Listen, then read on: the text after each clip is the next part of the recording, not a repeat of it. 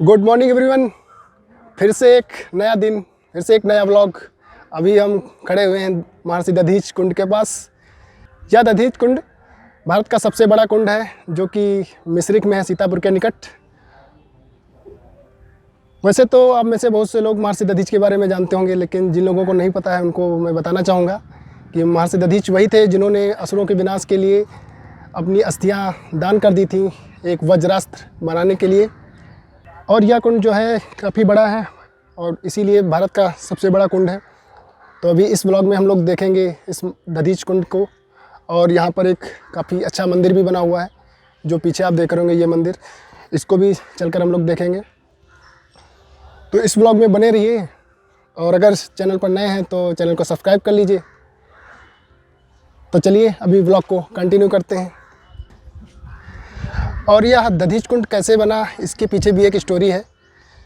क्योंकि जब महर्षि दधीच ने अपनी अस्थियाँ दान की थी, तो उससे पहले उन्होंने अपनी एक इच्छा व्यक्त की थी कि वह अपनी अस्थियाँ दान करने से पहले धरती पर जो भी पवित्र जगह हैं उनके जल से वो पहले स्नान करेंगे। तो ये वही दधीच कुंड है जहाँ पर उन्होंने स्नान किया था, और धरती पर की काफ़ी पवित्र जगहों से जल लाया गया था। तो इसीलिए शायद इस शहर का नाम मिश्रिख भी पड़ा था, क्योंकि यहाँ पर सारी जगहों का मिश्रित जल था। और इस कुंड का नाम इसीलिए फिर दधीच कुंड हो गया, क्योंकि महर्षि दधीच यहीं पर नहाए थे उन सभी पवित्र पानियों के मिश्रण से। उसके बाद उन्होंने अपनी अस्थियाँ दान की थी, जिससे वज्र बना था और असुरों का नाश हुआ था। अगर आप लोग इसका एरिया देख पा रहे हो तो देखिए कितना बड़ा है ये। इस कैमरे से शायद उतना ना समझ में आ रहा हो कि कितना बड़ा है, लेकिन ये काफ़ी बड़ा कुंड है। इससे पहले भी मैं गया हूँ, यहाँ से नैमिष भी पास ही में है। आप लोगों ने वो ब्लॉग देखा होगा, अगर नहीं देखा है तो मैं उसको डिस्क्रिप्शन में डाल दूँगा और ऊपर आई बटन में भी मिल जाएगा, उसको भी देख लीजिएगा। उस टाइम पर भी मैंने प्लान किया था यहाँ आने का, लेकिन उस दिन वही व्लॉग इतना लंबा हो गया था और टाइम भी काफ़ी कम बचा था, इसलिए यहाँ पर नहीं आ पाया था। इसलिए मैंने आज प्लान किया कि एक बार चलकर दधीची कुंड को और दधीची मंदिर को एक्सप्लोर करते हैं। तो जैसा सुना था कि सबसे बड़ा कुंड है भारत का, तो ये वाकई में काफ़ी बड़ा है।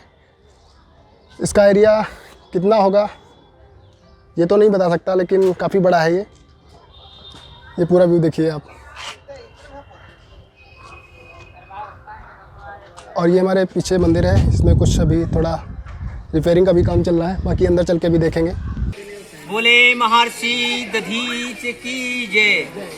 ये जो तीर्थ है, ये मिश्रित तीर्थ दधीच कुंड है। यहीं पर महर्षि दधीच जी के लिए आकाश पाताल मृत लोक के 3.5 करोड़ तीर्थों का जल महर्षि दधीच जी के लिए देवताओं के द्वारा लाया गया। महर्षि दधीच जी ने समस्त तीर्थों का स्नान किया। महर्षि दधीच जी ने अपने शरीर में दही और नमक लगा के इंद्र की सुरागाइयों से शरीर चटवा दिया। हड्डियां जो थी परमार्थ में देवराज इंद्र को दान में अर्पित कर दिया। उन्हीं की हड्डियों से गढ़ के वज्रों का निर्माण किया गया। उनके नाम गांडीव, पिनाक, सारंग और वज्र शक्ति हुए। गांडीव प्रथम में अग्नि देवता ने लिया, फिर अर्जुन को दिया गया, महाभारत को विजय किया। पिनाक जो सीता स्वयंवर में जनकपुर में तोड़ा गया, वो भी महर्षि दधीच जी की हड्डियों का पिनाक था। सारंग विष्णु भगवान ने लिया, फिर आदि शक्ति भगवती ने लिया। सम निशुम रक्त भी दैत्यों का संहार किया। वज्र शक्ति देवराज इंद्र ने लिया, जिससे वृत्तासुर नामक दैत्य का वध किया। आपन किसी तीर्थ में जाएंगे, स्नान मार्जन दान दर्शन करेंगे, मात्र एक तीर्थ का फल मिलेगा। लेकिन ये मिश्रित तीर्थ में स्नान मार्जन दान दर्शन करने से 3.5 करोड़ तीर्थों का पूर्ण फल प्राप्त होता है। दधीच जी का जो प्राण निकला वो भगवान विष्णु की आत्मा में मिल गया। वो आवागमन से रहित होकर दधीच जी स्वयं भगवान हो गए। बोलो महर्षि दधीच की जय, मिश्रित तीर्थ की जय। और ये पीछे महर्षि दधीच का एंट्री गेट, यहाँ से एंट्री करेंगे और देखेंगे चल के क्या कुछ है यहाँ पर। और इस नेम प्लेट पर आप मिश्रिख का सही नाम देख पाएंगे कि मिश्रित लिखा हुआ है। यही इसका असली नाम है, मिश्रित, जो कि अब मिश्रिख हो गया है। और इस मंदिर को 2001 में बनवाया गया था, श्री महादेव दत्तगिरी ने बनवाया था।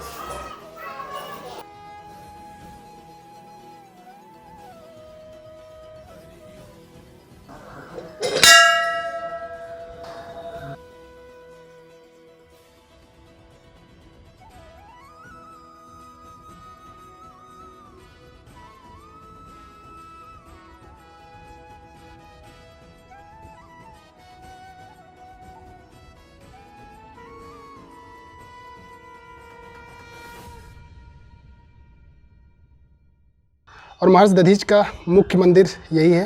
थोड़ा क्लोजअप से मैं उनकी प्रतिमा को दिखाता हूँ आपको।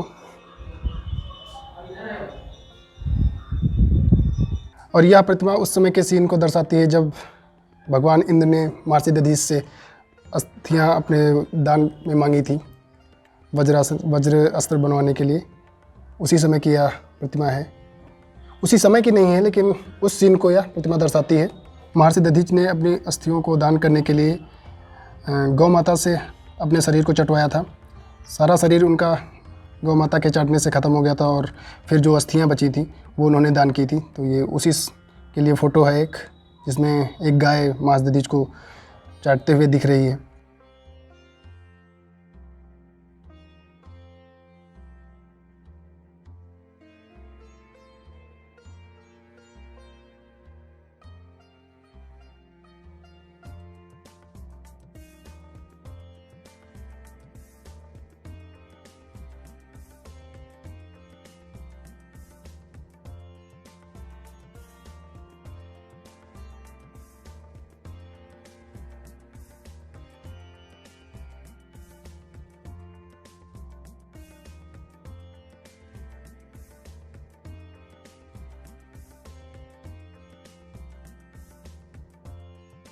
और ये हमारे पीछे एक वृक्ष है जिसकी काफ़ी मान्यताएं हैं। इसको वैसे तो कल्प वृक्ष बोलते हैं, लेकिन पता नहीं ये कल्प वृक्ष है या जो भी है, लेकिन इसकी काफ़ी मान्यताएं हैं। लोग आते हैं यहाँ पर, जिनकी मनोकामनाएं पूरी हो जाती हैं वो ये घंटियाँ वगैरह और ये सारी चीज़ें इस पर लगा कर जाते हैं। और इस वृक्ष की मान्यताएं इसलिए भी हैं कि इस पर कई देवताओं की मूर्तियाँ प्रतीत होती हैं। जैसे कि अगर आप देख पा रहे होंगे, अगर ये देख पा रहे होंगे तो आपको लग रहा होगा कि ये गणेश जी की मूर्ति जैसी है। और यहाँ पर एक ये शेषनाग का भी कुछ प्रतीत हो रहा है कि यहाँ कुछ है। और नीचे ये भी एक गणेश जी की प्रतिमा प्रतीत हो रही है। और ये ढेर सारी यहाँ पर शिवलिंग भी लगाई गई हैं, जो कि देखने में काफ़ी सही लग रही हैं। आपको पूरा व्यू दिखाता हूँ। ये देख रहे होंगे कि कितनी सारी शिवलिंग यहाँ पर लगाई गई हैं। और ये पेड़ भी अपने आप में काफ़ी खूबसूरत लग रहा है। यहाँ पर श्री दधिमाता का मंदिर भी है, जो कि महर्षि दधीच की बहन थी, और उनके बारे में भी कुछ कहानी है, जिसको आप इस वीडियो को पॉज कर पढ़ सकते हैं कि क्या कहानी रही है उनके बारे में।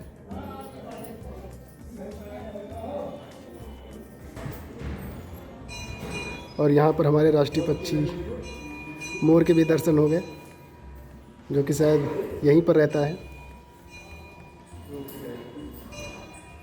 थोड़ा जूम करके मैं दिखाता हूँ आप लोगों को भी। ये रहा हमारा राष्ट्रीय पक्षी मोर।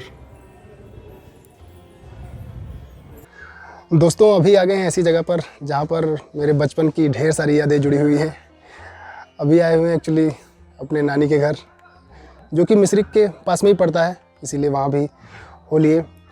और ये जो पीछे आप देख पा रहे होंगे, ये एक आश्रम है, बहुत अच्छा सा। तो यहाँ पर हमारा काफ़ी टाइम बीता है बचपन में, यहाँ पर काफ़ी टाइम बीतता था यहाँ पर, इसलिए ढेर सारी यादें जुड़ी हुई हैं।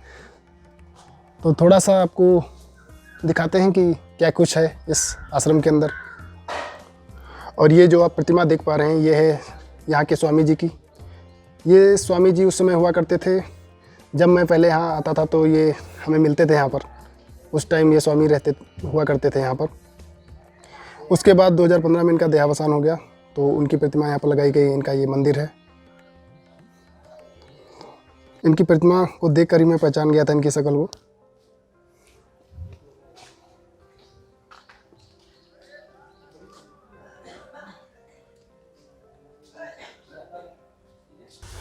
और ये है हनुमान जी का मंदिर, जो कि काफ़ी पुराना है। संकट मोचन हनुमान मंदिर है ये। और इसी आश्रम में बनाई गई है ये पंचवटी, जिसमें बेसिकली हैं 5 पेड़। आप अगर ध्यान से देखेंगे तो 5 पेड़ आपको दिख सकते हैं। एक है आम का, और एक है गुलर का, एक पीपल का है, एक बकरिया है, और एक बरगद। तो 5 पेड़ हैं इसमें, इसलिए इसको पंचवटी बोलते हैं। पंचवटी बनाई गई है बेसिकली ये। और ये है एक दुर्गा माता का मंदिर।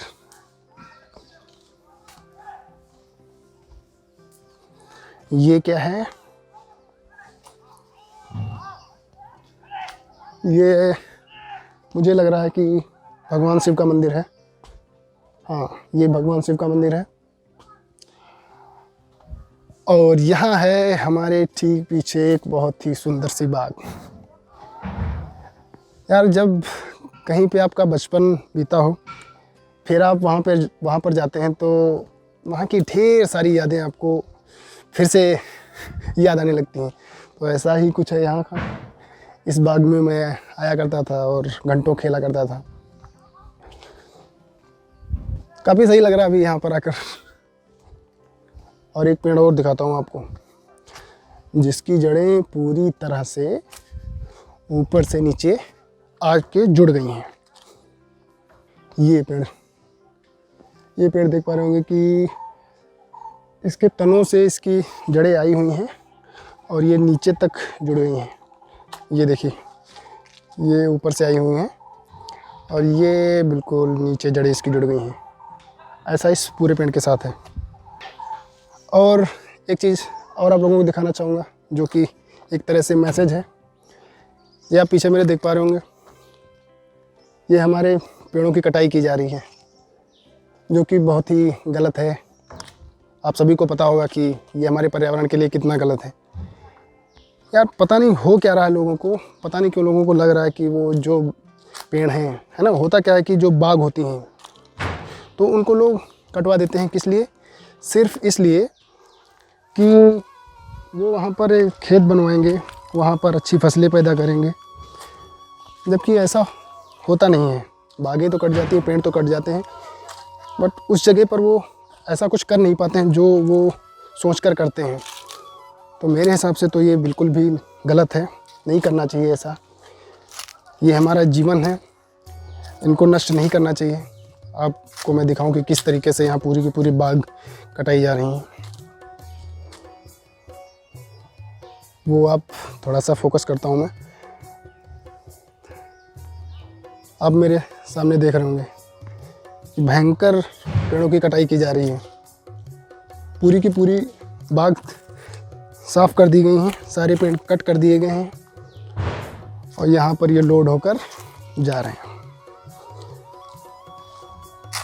वरना ये ऐसी जगह हुआ करती थी कि आप दिन के किसी भी टाइम आएंगे, आपको यहाँ सिर्फ और सिर्फ छाँव दिखेगी, इसके अलावा कुछ नहीं। लेकिन अभी क्या है कि पेड़ों को कट कर दिया जा रहा है, तो धूप भी दिख रही है काफ़ी यहाँ पर। तो यार प्लीज़, जो लोग भी ऐसा करने को सोचते हैं कि इन पेड़ों को कटवा कर हम कुछ अच्छा कर सकते हैं, तो प्लीज़ अपनी थिंकिंग को चेंज कीजिए। ऐसा कुछ भी नहीं है। पेड़ हमारे बेशकीमती हैं, हमारे लिए भी, हमारे पर्यावरण के लिए भी। तो इनको बचा कर रखिए, इनको संजो कर रखिए। तो दोस्तों, आई थिंक इस व्लॉग को अब एंड करना चाहिए, क्योंकि अभी वापस 90 किलोमीटर का सफ़र तय करना है और व्लॉग फिर काफ़ी लंबा हो जाएगा और घर भी वापस जाना है। तो आई होप कि आप लोगों को ये व्लॉग पसंद आया हो, क्योंकि आप लोगों ने इस व्लॉग में काफ़ी कुछ देखा, दधीची कुंड देखा और ढेर सारी जानकारियाँ मिली होंगी। तो उम्मीद है कि आप लोगों को ये व्लॉग ज़रूर पसंद आया होगा। तो अगर पसंद आया है तो वीडियो को लाइक कर दीजिए और चैनल को सब्सक्राइब कर दीजिए, क्योंकि चैनल को सब्सक्राइब कर लेंगे तो इसी तरीके के नए नए व्लॉग इस पर आते रहते हैं, आप लोगों को मिलते रहेंगे।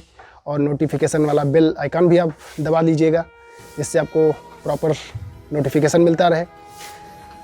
मिलते हैं आप लोगों को फिर से एक नए व्लॉग में, एक नई जगह पर, एक नए एक्सपीरियंस के साथ। तब तक के लिए आप सभी को बहुत बहुत धन्यवाद। Bye bye. जय हिंद।